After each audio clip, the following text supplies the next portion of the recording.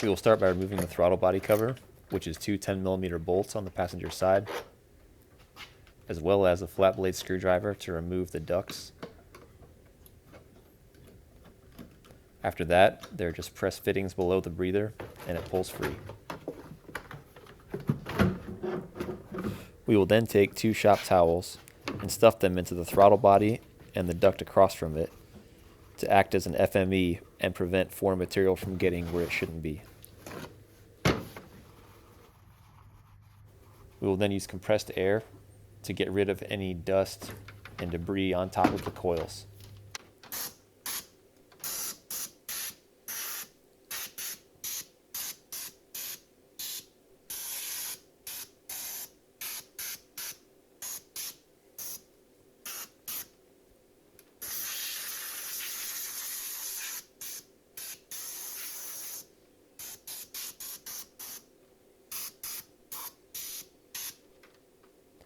From there, we will remove the electrical connectors on top of the coils.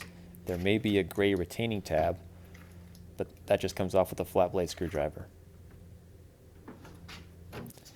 Then it's a 10mm socket to remove each one of the coils.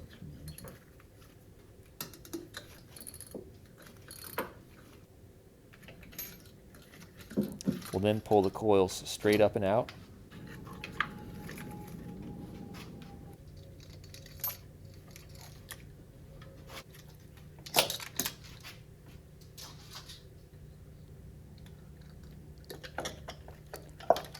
For the number one cylinder, it came off in two pieces.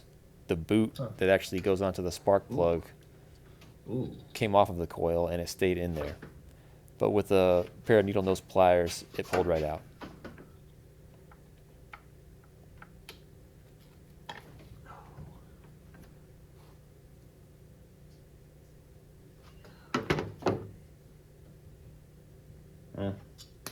Fine. From there, it's just a 5/8 spark plug socket, Geez. and the spark plugs are removed.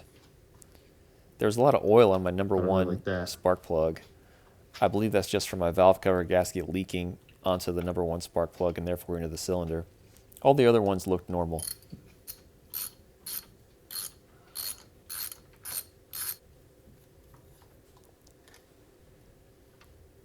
The repair manual does have you run the engine before doing this to have it warm before you remove the spark plugs.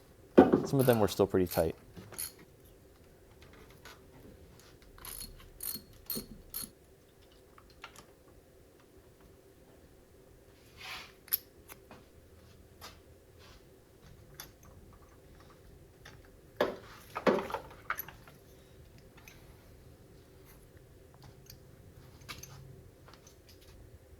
Here's a look from left to right, number 1 through 6 of each one of my spark plugs. They're all E3s except for number 2 cylinder, which I may have replaced at some point a long time ago and just not replaced it with an E3. By the way, the fuel pump relay for me is relay number 41. So we're going to go ahead and pull that. It is right here. Here's the compression tester. Got it off of Amazon. It's pretty standard. It just threads together. That is not the actual fitting we end up using. We end up using a different one. But for demonstration purposes, that's pretty much all you have to do. Cylinder 1.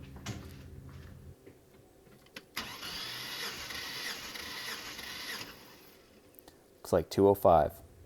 Cylinder 2.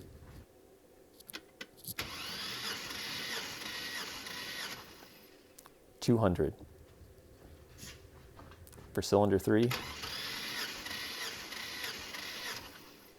$205.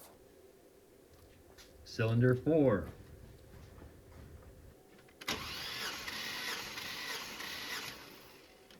$205.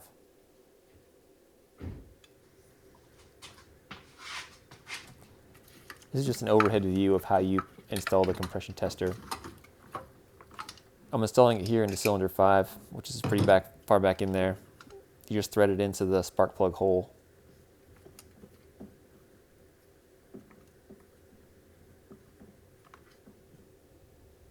Cylinder number 5.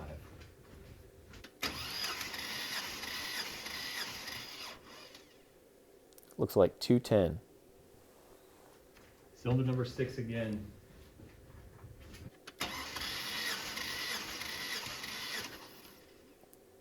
$215. And here are all my pressures recorded. After 201,000 miles, the lowest compression is cylinder 2 at 200 pounds, and the highest is cylinder 6 at 215 pounds. The Chilton manual calls out a typical compression of 215 pounds. The minimum spec is 150 pounds, with the lowest allowable between the highest and lowest reading being 10% of the highest. 10% of the highest is 21.5, and the difference between the highest and lowest is 15. So for now, I'm still in spec, and it looks like I'm going to have to keep dumping money into this thing and keep driving it. Well, let me know what I did wrong in the comments, and thank you for watching.